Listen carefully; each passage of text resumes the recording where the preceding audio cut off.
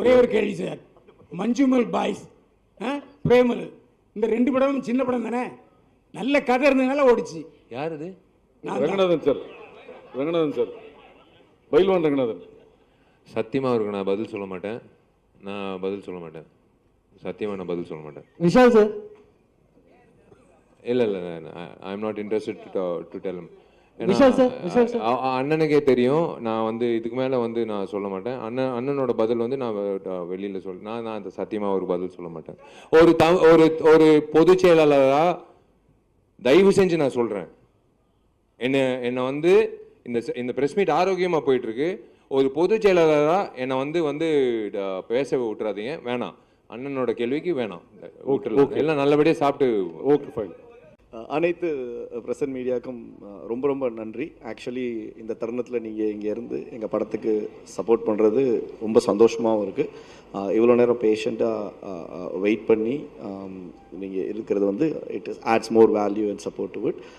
ஒரு நல்ல ஒரு திரைப்படம் பண்ணியிருக்கோம். இங்கே இருக்கிற எல்லாரோட கடின உழைப்பில் ஒரு நல்ல படம் பண்ணியிருக்கோம். ஏப்ரல் 26 ரிலீஸ் ஆகுது. கண்டிப்பாக எல்லோரும் இந்த படத்தை பார்த்துட்டு ஒரு ஆனஸ்ட் ஒப்பீனியன் கொடுத்து சப்போர்ட் பண்ணுங்கன்னு கேட்டுக்கொள்கிறேன். Thank you so much. நன்றி. கொஸ்டின் சொல்லுங்க. கேட்டுக்கோங்க. ஒற்றன் மைக்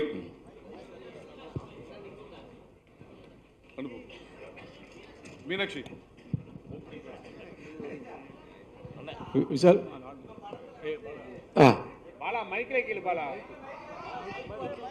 மைக் கொடுங்கம்மா, இன்னொரு மைக் கொடுங்க, அங்கங்கே ஒன்று கொடுங்க சார். உங்கள் படத்தில் வந்து எப்பயுமே வந்து ஸ்பீடு இருக்கும், ஆக்ஷன் இருக்கும், வார்த்தைகள்லாம் வந்து திருநெல்வேலி இந்த சரௌண்டிங்கில் இருக்கிறது வாழை தூக்கில் அப்படின்னு இருக்கும். பட் ஆனால் இந்த ரத்தனத்தில் வந்து ஓவர் பேட்ஸ்லாம் நிறைய வந்துட்டுருக்கு. இது இப்போ இருக்கக்கூடிய ஜென்ரேஷனுக்கு நம்ம எடுத்துகிட்டு போய் புகுத்துற மாதிரிலாம் இல்லை, அதை கொஞ்சம் கம்மி பண்ணிருக்கலாமோ? ஏன்னா இருக்கிறதுலயும் உச்ச வார்த்தைகள் போட்டிருக்க மாதிரி இருக்கு. இதெல்லாம் கோவத்தில் கொந்தளிக்கும் போது பேசுகிற வார்த்தைகள் தானே. நீங்கள் கேட்டது இல்லையா, வெளியில் ரோட்டில் ஏதாவது தகராறு நடக்கும்போது என்னென்ன வார்த்தைகள் வரும்னு கேட்டிருப்பீங்கல்ல, அந்த மாதிரி வார்த்தைகள் தான் அது. இல்லை, அந்த வார்த்தைகள் தான் கொஞ்சம் கம்மி பண்ணி, ஏன்னா இருக்கிற பசங்களுக்கு நம்மளே எடுத்துகிட்டு போய் கொடுக்குற மாதிரி இருக்குல்ல, அப்படிலாம் இருக்கு. கோபத்தில் வரத்துலாம் இருக்காது. இது வந்து நம்ம வந்து வெளியில் எங்கேயுமே நம்ம போய் கேட்காம எங்கேயுமே நம்ம கேட்டது இல்லாத மாதிரி ரியாக்ட் பண்ணுற மாதிரி இருக்குது. 40 வருஷம் 50 வருஷமாக நானும் சினிமா பார்க்குறேன்.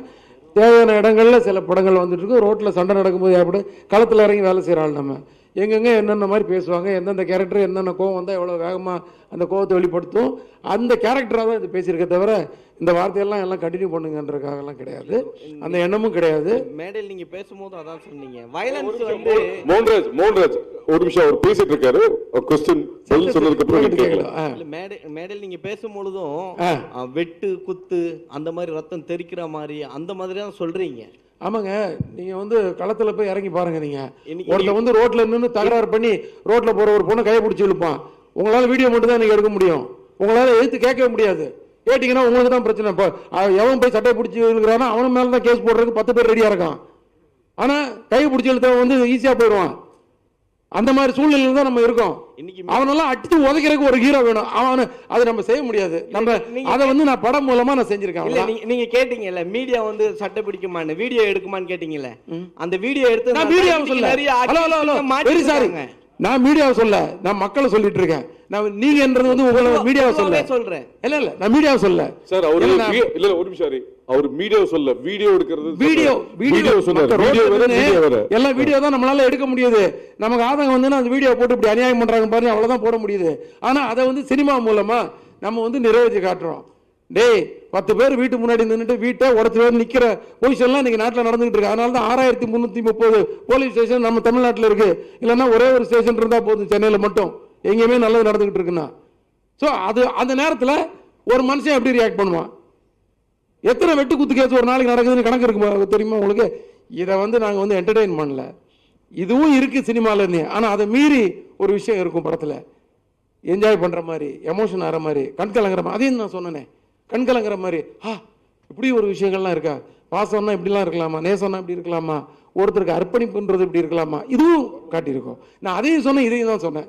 இது வந்து ஒரு யூத்துக்காக ஒரு ஃபாஸ்ட்டாக ஒரு பேஸில் ஒரு கதை, ஒரு ஆக்ஷன் அது. இது இன்னொன்று வந்து ஒரு ஃபேமிலிக்காக ஒரு ஏரியா, இன்னும் சின்ன பசங்களுக்காக ஒரு ஏரியா, நல்ல காமெடி. யோகி பாபு எங்கே போயிட்டாரு, அவருக்கு இந்த மாதிரி நிறைய விஷயங்கள் இருக்குது. படத்தில் வந்து வெறும் வெட்டுக்கூத்துலாம் பண்ணுற ஆள் நான் கிடையவே கிடையாது. முதல் படத்துலேருந்து இன்னைக்கு வரைக்கும் வெட்டுக்கூத்தும் இருக்கும், ஆனால் கொஞ்சம் ஆறில் கொஞ்சம் தூக்கலாக இருக்கும். இப்போ இதுலேயும் கொஞ்சம் தூக்கலாக இருக்கும். அது வந்து நான் சொல்லிக்கிறேன், ஏன்னா நான் முதலே சொல்லிடுறேன். நான் கரெக்டாக நான் வந்து இப்போ வந்து மறைக்கல, நான் முதல்ல சொல்லிடுறேன், ஓட்டும் காட்டியாச்சு. நீங்க பேசும்போது அந்த கிளைமேக்ஸ் தெரிஞ்சுது, அவ்வளோ வேகமா இருந்தது. நிறைய படம் ஸ்பீடா தான் இருக்கும் உங்க படம், இந்த படம் அதை விட பயங்கர ஸ்பீடா இருக்கும் போல் இருக்குது. இந்த படத்துல எல்லா படத்தையும் தாண்டி என்ன ஸ்பெஷலா இருக்கும்? ஸ்பெஷல் நான் சொன்னேன் இல்லையா, முதல்ல வந்து நிறைய வந்து ஒரு ஆக்ஷனுக்கு வந்து ரீசனபிள் ஆக்ஷனாக இருக்கும். அதுதான் ஸ்பெஷலாகவே நான் சொல்லுவேன். ஏன்னா ஆக்ஷன் படம் இப்போ வந்து ஒரு போலீஸ் படம்னு எடுத்தால் போலீஸோட எக்ஸ்க்ளூசிவாக பண்ணணுன்னு நான் கொஞ்சம் போராடி நிறைய விஷயங்களை கேதர் பண்ணி, அதான் ஆடியன்ஸை வந்து ரெஸ்பெக்ட் பண்ணுறது தான் அது. அவங்க வந்து ஒரு இன்ட்ரெஸ்ட்டாக ஃபாலோ பண்ணுறதுக்கு எவ்வளோ கேதர் பண்ண, அதே மாதிரி ஆக்ஷன் வரும்போது எவ்வளோ நம்ம வந்து அதை வந்து இன்ட்ரெஸ்ட்டாக கொடுக்குறோம். ஏன்னா ஆக்ஷன்றது ஆனால் மக்களுக்கு கண்டிப்பாக தெரியும், இது கன்ஃபார்மாக இது வந்து ஒரு சினிமா தானே தெரியும். அதை வந்து எவ்வளோ இன்ட்ரெஸ்ட்டாக கொடுக்குறோம், எவ்வளோ யதார்த்தமாக கொடுக்குறோம், அது உண்மையிலே அந்த ஆக்ஷன் தேவையானதாக ஆக்குறோம் ஸ்க்ரீன் பிளேயில். இது வந்து தேவை. ஒருத்தர் வந்து இந்த மாதிரி ஒரு அநியாயம் பண்ணும்போது எடுத்து மிதிக்கணும்டா தூக்கி போட்டு நமக்கு தோணும். அது நம்ம ஒரு ஹீரோ மூலமாக நம்ம மனசில் உள்ள கொந்தளிப்பெல்லாம் வந்து சினிமாவில் வந்து நம்ம ஹீரோ மூலமாக, ரத்னம் மூலமாக, அது ரத்னம் விஷால் மூலமாக அப்படின்னு அப்படி போயிட்டே இருக்கும். அது அவ்வளோதான். விஷால் சார், ஏப்ரல் 26ஆம் தேதி விஷால் சார் இங்கே ஏப்ரல் 26ஆம் தேதி ரத்தனம் படம் வர மாதிரி இருந்தது. அது கூட வந்து அரண்மனை 4 வர மாதிரி இருந்தது. நீங்கள் சில கேள்விகள் கேட்டீங்க, சில கோவப்பட்டீங்க. இப்போ அரண்மனை 4 May 3க்கு போயிருக்கு. அந்த அரண்மனை டைரக்டர் வந்து உங்க ரொம்ப நெருங்கிய நண்பர் சுந்தர் சி சார் தான். அவருக்கு என்ன அண்ணன் நண்பர் இல்லை அண்ணன். அப்போ அவருக்கு ஒரு வருத்தம் இருக்காது, அவருக்கு என்ன சொல்ல வரீங்க? ஐயோ, நான் வந்து தள்ளி போக சொல்லி நான் சொல்லலையேங்க, எனக்கு அந்த அதிகாரம் இல்லையே. நான் யாருங்க இன்னொரு படம் தள்ளி போ சொல்றதுக்கா? நான் அந்த மாதிரி பயன்படுத்தவே முடியாது. நான் அந்த மாதிரி பாவம்லாம் பண்ண மாட்டேங்க. எல்லா படமும் ஓடணும். காம்படிஷனில் வந்து 8 லைன் ஏன் போடுறாங்க? 100 மீட்டர் ரேஸில் எதுக்கு ஒருத்தர் மட்டும் ஓடல? உசைன் போல்ட் மட்டும் ஓடினா நீங்கள் பார்ப்பீங்களா? 8 பேர் ஓடுறதுல உசைன் போல்ட் ஜெயிக்கிறது தான் நம்ம சுவாரஸ்யமாக பார்க்குறோம். அந்த 100 மீட்டரில் அந்த 10 செகண்ட் வந்து எப்படி பார்க்குறோம்? அது மாதிரி தான் சினிமா துறையில் வந்து காம்படிஷன்ன்றது தவிர்க்க முடியாத விஷயம். சோலோ ரிலீஸ் கிடைக்கிறது வந்து ஒரு அபூர்வமான விஷயம். இப்போ மார்க் ஆண்டனி செப்டம்பர் 15 கிடச்சிச்சு, அந்த மாதிரி ஏப்ரல் 26 கிடச்சிச்சு. இப்போ நான் சொன்னதுனால தள்ளி போச்சுன்னு அப்படிலாம் நான் எனக்கு தெரியாதுங்க. அவங்க கிட்ட தான் நீங்கள் கேள்வி கேட்கணும். நான் என்னால் வந்து நான் யாரும் தள்ளி போங்க, தயவு செஞ்சு எல்லாரும் விலகுங்க, நான் மட்டும் ஜெயிக்கணும் அப்படியெல்லாம் என்றைக்குமே நான் யோசிச்சதே கிடையாதுங்க. நான் சத்தியமாக அந்த மாதிரி யோசிச்சதே கிடையாது. எல்லாரும் ஜெயிக்கணும், எல்லாரும் சந்தோஷமாக இருக்கணும், எல்லா தயாரிப்பாளர்களும் சம்பாதிக்கணும், எல்லா இயக்குனர்களும் ஜெயிக்கணும், எல்லா புதுமுக நடிகர்கள்லேருந்து பெரிய நடிகர்கள் வரைக்கும் எல்லாரும் நான் ஜெயிக்கணும். Hari sir, Vishal sir, Hari sir, நீங்கள் வந்து கமர்ஷியல் படங்கள் 22 வருஷமாக வந்து பண்ணிட்டு இருக்கீங்க. கமர்ஷியல் ஃபிலிம் மேக்கிங்கோட அப்ரோச் இப்போ உங்களுக்கு எப்படி வந்து சேஞ்ச் ஆயிருக்கு? 2005 அது எப்படி இருந்துச்சு, 15 எப்படி இருந்துச்சு, இப்போ எப்படி இருக்கு? சி த சேம் அண்டர்லைன் ஒரு விஷயம் இருக்கு, எமோஷன்ஸ். இப்போ நம்ம குடும்பத்தில் நடக்கிற விஷயங்கள் இருக்குல்ல, அது வந்து என்றைக்குமே வந்து நம்ம குடும்பத்தில் ஒன்று, இவர் குடும்பத்தில் ஒன்று, அவர் குடும்பத்தில் ஒன்று, அப்படியெல்லாம் இல்லை. இப்போ இங்கே இருக்கிற அத்தனை பேரோட குடும்பங்களில் ஒரே விதமான ஒரு எமோஷன் ஓடும். அது சண்டைகள் இருக்கலாம், அது எமோஷ்னல் விஷயங்களாக இருக்கலாம், சில வந்து சம்பவங்களை சந்திக்க வேண்டிய சூழ்நிலைகள் சந்திக்க வேண்டிய விஷயங்களாக இருக்கலாம். இதெல்லாம் வந்து நாங்கள் ஏன் வந்து அதான் சார் சொன்ன மாதிரி we take a leaf out of reality எங்கிட்டேருந்து வருதுன்னா, நாங்கள் நியூஸ் பேப்பரில் படிக்கிற விஷயங்கள், நாங்கள் டிவியில் படிக்கிற விஷயங்கள் தான். சும்மா வந்து கற்பனையாக ஏலியன் மார்ஸில் நடக்கிற விஷயத்தெல்லாம் நாங்கள் திரைப்படமாக பண்ணுறதில்ல. இங்கிட்டு நடக்கிற தமிழ்நாட்டில் நடக்கிற விஷயங்கள் தான் நம்ம வந்து பண்ணுறோம். ஆனால் நீங்கள் சொன்ன மாதிரி மாற்றங்கள் வந்து டெக்னாலஜியில் மாறலாம், ஆனால் எமோஷன் எப்போவுமே மாறவே மாறாது. ஒரே ஒரு எமோஷன் தான். அது வந்து லவ்வாக இருக்கட்டும், அது வந்து பெற்றோர்களோட ஒரு ரிலேஷன்ஷிப்பாக இருக்கட்டும், அது ஒரு புருஷன் பொண்டாட்டி மத்தியில் இருக்கட்டும், எதுவாக இருந்தாலும் எமோஷன் இஸ் த சேம்.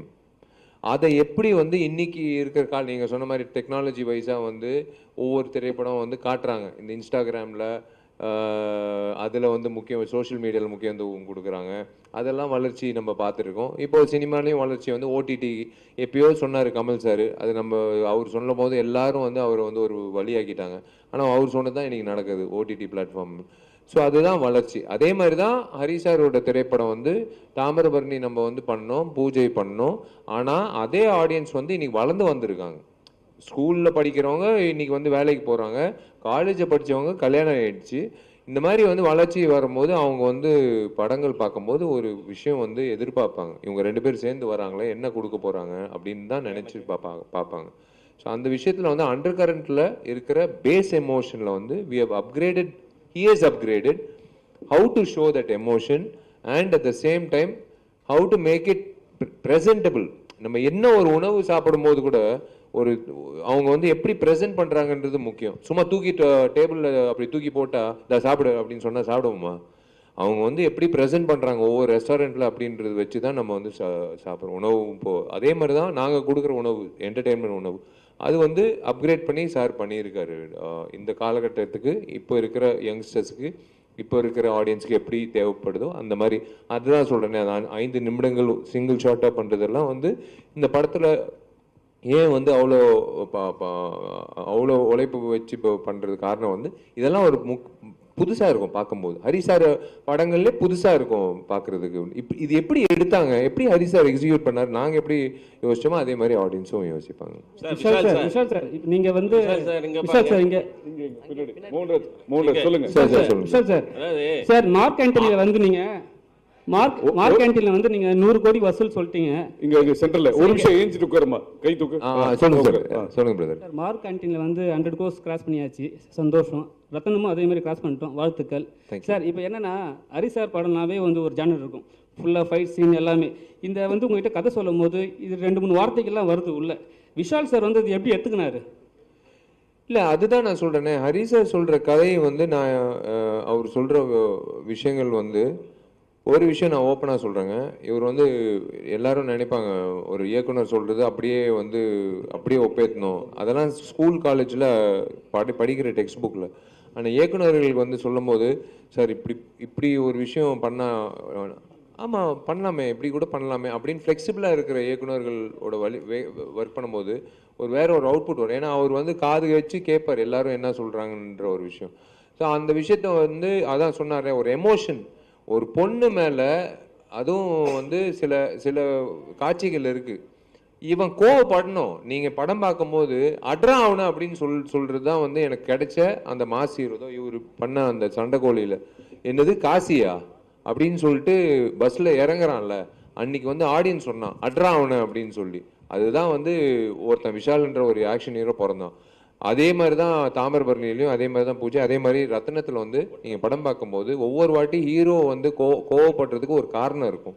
அந்த காரணம் வந்து ஒரு மிக சிறந்த ஒரு விஷயத்துக்கான ஒரு காரணமாக இருக்கும். அவனுக்கா சண்டை பண்ண தெரியும் அதனால பண்ணுறான் அப்படியெல்லாம் இல்லை. அது ஒரு கரெக்டாக வந்து இது அடிக்கக்கூடிய ஒரு விஷயம், இந்த இடத்துல கோவம் காட்டக்கூடிய ஒரு விஷயம் அப்படின்றது தெரியும். சார் விஷால் சார் இங்கே சார் தேவராஜ். Yes sir. ஆர்யாவை கல்யாணம் பண்ணணும் அப்படின்னு சொல்லி வெயிட் பண்ணீங்க. அதுக்கப்புறம் நடிகர் சங்கத்துக்கு கட்டிடம் கட்ட முடியணும் அப்படின்னு வெயிட் பண்ணீங்க. இப்போ பிரபாஸையும் சல்மான் கானையும் வேணும்னே வம்புக்கு இழுத்துருக்கீங்க. உங்களுக்கு என்ன திருமணத்தின் மேல என்ன வெறுப்பு? அப்படியே நாங்கெல்லாம் திருமணம் பண்ணிட்டு இருக்கோம், நல்லா சந்தோஷமா தான் இருக்கோம். உங்களுக்கு ஏன் வந்து நாங்கெல்லாம் சந்தோஷமா இருக்கோம், திருமணம் ஆகிருக்கோம் அப்படின்னு சொல்ல, நாங்கெல்லாம் திருமணம் ஆயிருக்கோம், சந்தோஷமா இருக்கும். ஆமா, அது ஏங்க இல்ல, அது ஏன் வந்து அவாய்ட் பண்ற மாதிரியே இருக்கு? திருமணம் அவாய்ட் எல்லாம் இல்லைங்க. சீங்க ஒரே ஒரு விஷயம், சினிமா பொறுத்த வரைக்கும் வந்து நான் வந்து இவரை படப்பிடிப்பு 80 நாட்கள் இல்லை 90 நாட்கள் சார் சொல்றதை நான் செய்யணும், ட்ராவல் ஆகணும். அதே மாதிரி தயாரிப்பாளோட ட்ராவல் ஆகணும், தேவியோட ட்ராவல் ஆகணும், எல்லாரோட மாஸ்டரோட ட்ராவல் ஆகணும், தினேஷ் மாஸ்டரோட ட்ராவல், எல்லா சுகுமாரோட ட்ராவல் ஆகணும். எல்லாரோட ட்ராவல் ஆகிறது ஒரு விஷயம். ஆனால் ஒரு பொண்ணோட ட்ராவல் பண்ணுறது வாழ்நாள் பூரா ஒரு ட்ராவல் பண்ணுற ஒரு விஷயங்க. கல்யாணன்றது சாதாரண விஷயம் எனக்கு கிடையாது. அவங்களுக்கு வந்து முக்கியத்துவம் கொடுக்கணும், உணர்வுபூர்வமாக இருக்கணும், அவங்களுக்கு நேரம் ஒதுக்கிடணும். நம்ம வந்து அதுக்கேற்ற மாதிரி வந்து அந்த மாதிரி ஒரு டைம் லைன் வரணும். ஸோ கண்டிப்பாக கடவுள் வந்து எனக்குன்ட்டு அந்த டைம் கொடுப்பாரு. நான் தான் சொல்கிறேனே, திரும்பவும் சொல்கிறேன், சொன்னதுக்கப்புறம் நாங்கள் செஞ்சிட்டோம்ல, அதாவது செஞ்சதுக்கப்புறம் நாங்கள் சொல்வோம் நாங்கள் சொன்னது செஞ்சிட்டோம்லன்னு. நீங்கள் சொல்கிற அந்த கட்டடம் வந்து இந்த வருடம் வந்து கார்த்தி மூலிமா கண்டிப்பாக, ஏன் உழைப்பெல்லாம் விட்டுருங்க, கார்த்தியோட உழைப்புனால இந்த வருஷம் வந்து கண்டிப்பாக கட்டிடம் வந்துடும். நீங்கள் சொல்ல முடியாது. இந்த வருடம் வந்து நீங்களே அந்த பட்டு வேஷ்டி பட்டு சட்டை போட்டுக்கிட்டு நீங்கள் சொல்லுவீங்க, விஷால் நான் தான் கேள்வி கேட்டேன், இந்த வருஷம் கல்யாணம் ஆச்சு, என்னால் தான் கல்யாணம் ஆச்சு, நீங்களே சொல்கிறதுக்கான வாய்ப்பு கூட இருக்குது. அது அவர் கையில் இருக்குது. Sir Vishal sir, Hari sir, இங்கே சார் முன்னாடி வந்து ஒரு ப்ரெஸ் மீட்டில் வந்து நீங்கள் சொல்லியிருந்தீங்க 4 கோடி 3 கோடி பணம் வச்சுடுவீங்க எல்லாரும் தயவு செஞ்சு ஓடிடுங்க, படம் பண்ணாதீங்க அப்படின்னு. இப்போ ஸ்டேஜில் பேசும்போது சொல்கிறீங்க சிறு படங்களுக்கு ஆதரவு தரணும், அதுதான் என்னோட குறிக்கோள் அப்படின்னு சொல்கிறீங்க. நான் ஓப்பனாக சொன்னால் அது கான்ட்ரவர்சி ஆகுது. ஓப்பனாக வந்து அதான் இப்போ பாருங்களேன், இப்போ ஓப்பனாக வந்து ஹரி சார் ஒரு விஷயம் சொன்னார், பிரதர் கேட்டார், சார் சொன்னார், அதுதான் நான் திரும்பவும் சொல்கிறேன். நான் வந்து ஒரு அக்கறையோடு நான் வந்து சொல்கிறேன், நான் ஒரு வெறுப்போடு நான் சொல்ல. சின்ன தயாரிப்பாளர்கள் வந்து பாவம் ஒரு கைடன்ஸ் இல்லாமல் இருப்பாங்க. ஃபஸ்ட் டைம் உள்ளே வரும்போது யார் அணுகணும், எப்படி வந்து அந்த திரையரங்குகள் கிடைக்கும், யார் டிஸ்ட்ரிபியூட்டராக வந்து இது பண்ணலாம், எதுவுமே இல்லாமல் வந்து எதுவுமே இல்லாமல் வந்து வெறும் காசை வச்சுக்கிட்டு வந்து படம் எடுக்கிறவங்க நிறைய பேர் இருக்காங்க. அவங்களுக்கெல்லாம் சொல்கிற ஒரே விஷயம், தயவு செஞ்சு கொஞ்சம் கிளாரிட்டியோடு இருங்க.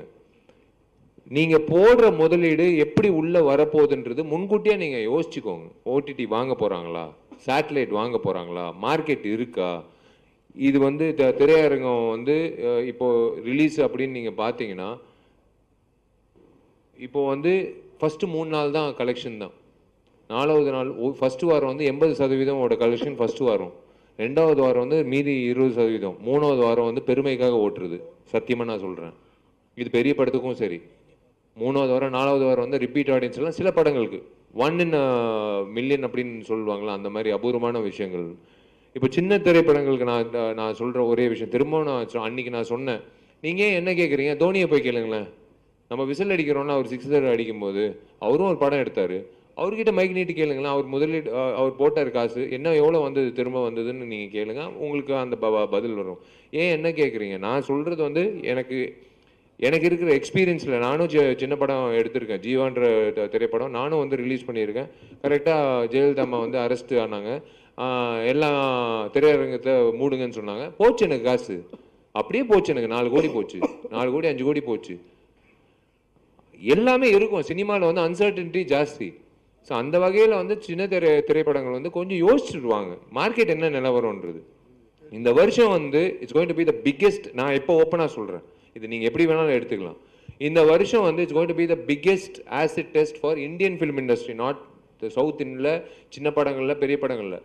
இந்தியன் ஃபிலிம் இண்டஸ்ட்ரிக்கு தேவையான ஒரு விஷயம் பொறுமை. அந்த பொறுமை காக்கிற அத்தனை தயாரிப்பாளர், இயக்குநர்கள், நடிகர்கள் வந்து அவங்க தான் வந்து அடுத்த வருடம் வந்து கரெக்டாக வந்து ஒரு கோர்வையாக போக முடியும். அந்த பொறுமை கண்டிப்பாக இந்த வருஷம் தேவை. It's going to be a very very big task. இந்த மே மாதத்துலேருந்து இந்த டிசம்பர் மாதம் வரைக்கும் சின்ன படங்கள்லேருந்து பெரிய படங்கள் வரைக்கும் எல்லாருக்கும் வந்து it's going to be a biggest acid டெஸ்ட்னு சொல்லுவேன்.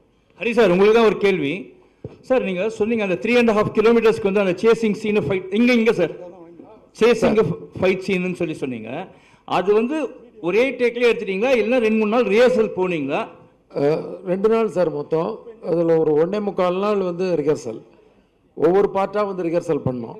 அதுக்கப்புறம் ஒரு ஃபுல் லென்த்து முதல்ல வந்து ரோட்லேயே வந்து சாக் பீஸில் ஒரு ஸ்கெட்ச் போட்டு நல்ல கார் பொம்மை, ஜீப் பொம்மை, பஸ் பொம்மைகளை வச்சு எங்கெங்கே இடிக்கணும் அந்த மாதிரி விஷயங்களெல்லாம் கோடு போட்டு வரைஞ்சி எல்லாரும் ஒரு ஜூனியர் ஆர்டிஸ்ட்லேருந்து மொத்த டெக்னீஷியன்ஸையும் ஒன்றா நிறுத்தி அவங்க எல்லாருக்கும் வந்து ஒரு ஸ்பீச் கொடுத்து. ஏன்னா இதில் வந்து யார் ஒருத்தர் ஒரு ஜூனியர் ஆர்டிஸ்ட் வந்து குறுக்க தெரியாமல் வந்து ஓடி வந்து கேமராவை தட்டி விட்டாலும் திருப்பி 1 more போகணும். அது வந்து ஆக்ஷன் சீக்வன்ஸ்ன்றதுலாம் அதில் ரொம்ப ரிஸ்க் அதிகம். அதனால் எல்லாருக்கும் அந்த ட்ரைனிங்கை கொடுத்து ஒரு 1.5 நாள் 1.25 நாள் வந்து ரிஹர்சல். ஆக்சுவலாக நாங்கள் 3 நாள் பிளான் பண்ணால் 2 நாளில் முடிச்சுட்டு வந்துட்டோம். ஏன்னா இதில் வந்து கம்யூனிகேஷன் ஒன்று இருக்குது. ஏன்னா ஒவ்வொருத்தரும் ஒவ்வொரு இடத்துல இருக்கிறாங்கன்னு இருக்கீங்க. ஹீரோ ஒரு இடத்துல, ஹீரோயின் ஒரு இடத்துல, அந்த ஃபைட்டர்ஸ் வராங்க, அந்த மாதிரிலாம் சொன்னீங்க. இதில் வந்து கேமராமேன் வந்து வண்டி தாவி வேறு எடுத்திருக்காரு, சிங்கிள் கேமராவில் எடுத்திருக்காரு. நீங்கள் எதனா கேஷுவாலிட்டிஸ் எதனா இருந்துச்சா, எதனா அடிக்கடி பட்டு அந்த மாதிரி எதனா சம்பவங்கள் எதனா நடக்கல? அந்த மாதிரி எதுவும் நடக்கலை. ரொம்ப எல்லாருமே வந்து சேஃபாக எஸ்கேப் ஆகிட்டோம். Sir Hari sir, Hari sir, இந்த படத்துக்கு ரத்தனன் பேர் வச்சிருக்கீங்க. ஆமா, ஓகே ஓகே. காவேரி ஸ்ட்ரீட்ல தான் நான் ரொம்ப நாள் குடியிருந்தேன். காவேரி ஸ்ட்ரீட்ல ரத்தனன் படத்துக்கு பேர் வச்சிருக்கீங்க. இந்த படம், உங்க படத்துல ரத்தம் எப்போதுமே ஜாஸ்தியா இருக்கும், இதுவும் தூக்கலா இருக்கும்னு சொன்னீங்க. ஆனா ரத்தம் மட்டும் இருக்குமா, ரத்தனமாவே இருக்குமா, ரத்தினமாவே இருக்குமா? ஏன்னா உங்க உறவினர் ஒருத்தரோட பேர் ரத்தனம். அப்படியா? அதனால இந்த பேரை வச்சிருக்கீங்களா? அப்படி இந்த படத்துக்கு வந்து ஒரு பேர் தேவைப்பட்டுச்சு. நிறையா இருக்கிற நல்ல டைட்டிலில் இந்த டைட்டில் நல்ல டைட்டில். ஆக்சுவலாக இந்த படத்துக்கு ரத்தம்னி டைட்டில் வச்சுருந்தேன், கதைக்கு ரிலேட்டடாக ஒரு விஷயம் இருக்குது அதில். ஸோ அது அப்படியே வந்து அந்த படம் ஏற்கனவே வந்துருச்சு ரத்தம்னி ஒன்று இப்போது. அதனால் வந்து அது வந்து ரத்னமாக மாற்றி ஹீரோ நேமில் அந்த டைட்டில். அப்புறம் பிரியா பவானி சங்கர் இங்கே ஏன்னா விஷால் சார் சொல்கிறப்ப சொன்னார் ஹீரோயினுக்கும் நீங்கள் ஈக்குவல் அதுவும் அவர் படத்தில் கொடுப்பீங்க அப்படின்னு சொல்லி கொடுத்துருந்தீங்க, நாங்களும் பார்த்தோம். ஏன் வரல அவங்க, என்ன ரீசன்? அவங்க எங்கே ஷூட்டிங்கில் இருக்காங்கன்னு சொன்னாங்க. அவங்க படப்பிடிப்புக்காக வெளியூரில் இருக்காங்கன்னு சொன்னாங்க. சார் விஷால் சார், உங்கள்கிட்ட ஒரே ஒரு கேள்வி. நீங்கள் வந்து அண்ணா நகரில் தண்ணி பூந்துச்சு, அதை தீர்த்தீங்கன்னா நான் 2026 வரமாட்டேன் அப்படின்னு சொன்னீங்க. ஆனால் விஜய் வந்து 2026 வராரு, நீங்களும் 2026 வரன்றீங்க. ஏன்னா தளபதி, புரட்சி தளபதி இப்படி தொடர்ந்து அவர் மதுரைன்னு நடித்தார், நீங்கள் மதுரைக்காரராகவே வாழ்ந்தீங்க பல படத்தில். அவர் இறங்குறதுனால இறங்குறீங்களா, இல்லை அண்ணா நகரில் தண்ணி வந்தது அதை தீர்க்கப்படல அதை நோக்கி இறங்குறீங்களா அரசியலில்?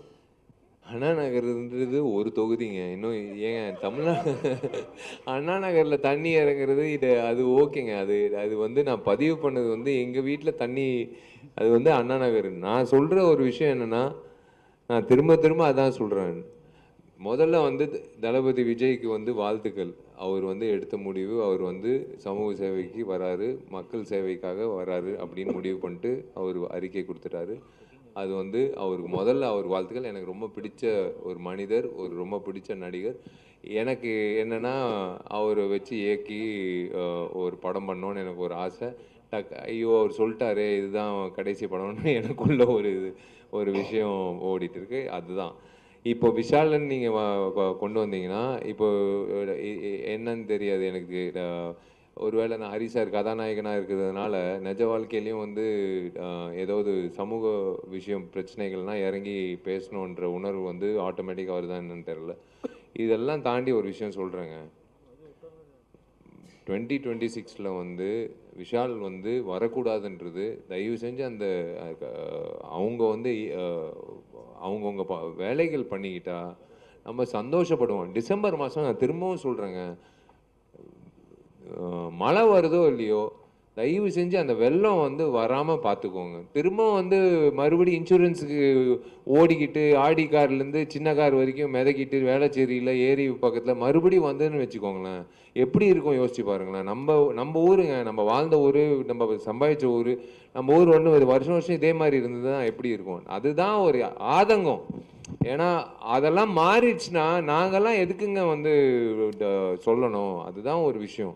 ஸோ ஒரு சமூக சேவை செய்கிறதுக்கு அவங்கெல்லாம் ஒரு உணர்வோடு நான் செயல்படும் போது நாங்கள்லாம் வந்து ஹரி சாரோட அடுத்த திரைப்படம், அதுக்கு அடுத்த திரைப்படம் அதில் வந்து எப்போ வாய்ப்பு கொடுப்பாருன்னு நாங்கள் ஏங்கிட்டு இருப்போம். அதுதான் நான் எங்களோட வேலை. இல்லை சார், நான் கேட்க வந்தது அதான், அண்ணா நகருக்கே தண்ணி வந்துருச்சு. அதாவது அண்ணா நகர் அடையாறு காஸ்ட்லி பீப்புள் அங்கேயே வந்துருச்சு, மற்ற ஏரியாவில் ஜாஸ்தி வந்திருக்கும் அப்படிங்கிற ஃபீலிங்கில் தான் நீங்கள் சொன்னீங்க. நீங்கள் சொல்கிற விஷயம் எல்லாமே முன்னாடி கூட நீங்கள் அந்த ப்ரெஸ் மீட்டில் சொன்னது 200 படம் நிற்கிது, இப்போதைக்கு சின்ன படங்கள் வேண்டாம், அதெல்லாம் ரிலீஸ் ஆகட்டும், அப்புறம் உங்கள் காசை போடுங்கிற மாதிரி தான் சொன்னீங்க அந்த ப்ரெஸ் மீட்டில். கண்டிப்பாக. ஆனால் புரிஞ்சிக்கப்படுறது தப்பாக இருக்குது, அதனால தான் நான் அந்த கேள்வி. இல்லை அப்படி இல்லைங்க. சின்ன படங்கள் வந்து ஒரு திசை இல்லாமல் போயிட்டு இருக்குல்ல. நீங்கள் வந்து நீங்கள் கரெக்டாக வந்து என்ன சிச்சுவேஷன் பார்த்துட்டு நீங்கள் படம் எடுங்க, அதுதான் நான் சொல்ல வரேன். அவ்வளோதான். ஒரே ஒரு கேள்வி சார், மஞ்சுமல் பாய்ஸ், பிரேமல், இந்த 2 படமும் சின்ன படம் தானே, நல்ல கதை இருந்ததுனால ஓடிச்சு. யார் இது? ரங்கநாதன் சார். ரங்கநாதன் சார், பைல்வான் ரங்கநாதன். சத்தியமாக அவருக்கு நான் பதில் சொல்ல மாட்டேன். சத்தியமாக நான் பதில் சொல்ல மாட்டேன். விஷால் சார். இல்லை I am not interested to tell him. அண்ணனுக்கே தெரியும். நான் வந்து இதுக்கு மேலே வந்து நான் சொல்ல மாட்டேன். அண்ணனோட பதில் வந்து நான் வெளியில் நான் அந்த சத்தியமாக ஒரு பதில் சொல்ல மாட்டேன். ஒரு பொதுச் செயலாளராக தயவு செஞ்சு நான் சொல்கிறேன், என்னை வந்து இந்த ப்ரெஸ் மீட் ஆரோக்கியமாக போயிட்டுருக்கு. ஒரு பொதுச் செயலாளராக என்னை வந்து பேச விட்டுறாதீங்க. வேணாம், அண்ணனோட கேள்விக்கு வேணாம், விட்டுருலாம். எல்லாம் நல்லபடியாக சாப்பிட்டு. Okay fine. Vishal sir.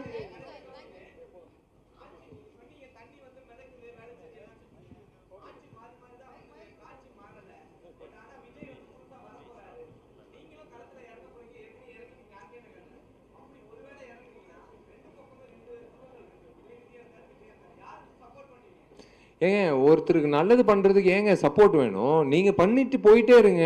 Support எல்லாம் வந்து அவங்க வந்து ஒரு ஈக்குவேஷன், காம்பினேஷன், பர்மிடேஷன், இந்த கான்ஸ்டியூன்சியில் இவரை நிப்பாட்டினா அதெல்லாம் அப்படியெல்லாம் யோசனை இல்லைங்க. நான் நல்லது பண்ணணும் அவ்வளோதான். அந்த நோக்கம் தான். இவங்க சப்போர்ட் வேணும், அவங்க சப்போர்ட் வேணும், அந்த மாதிரி வந்து எடுத்த உடனே வந்து அந்த மாதிரி எல்லாம் யோசிக்கிறது இல்லை. பண்ணணும் அவ்வளோதான், நல்லது பண்ணணும். ஓகே, அனைவருக்கும் நன்றி, வணக்கம். அதாவது சாப்பாடுக்கு டைம் ஆயிட்டு இருக்கு, எல்லாரும் பசியோடு இருக்காங்க. பாலா உள்பட அனைவருக்கும் நன்றி, வணக்கம்.